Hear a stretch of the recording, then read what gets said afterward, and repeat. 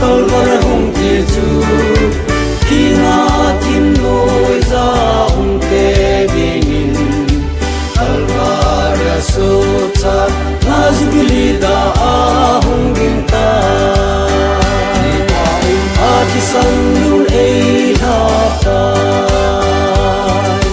Zona lo bi chu chang ta ve Di pa ude Kina ko nei hata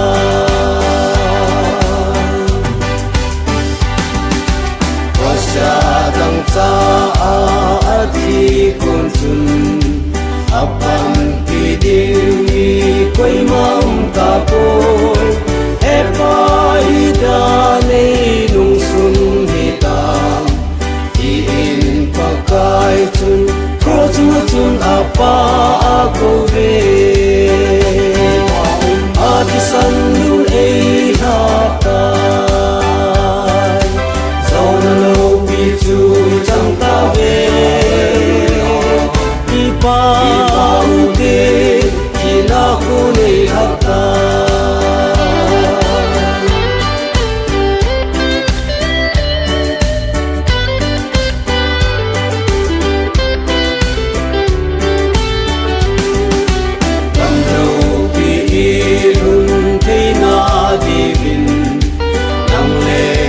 Dingin gentila hong tui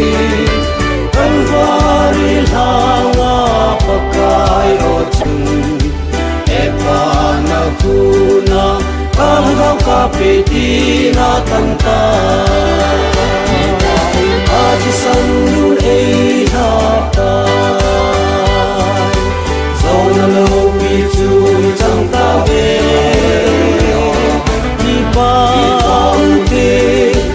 Aku nei hata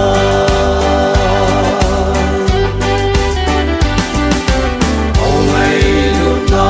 thu tu sim kidang Mi chon se te dia Kalvar hong Jesu Kina tim noi za hong te bingin Kalvar so cha Nazguli da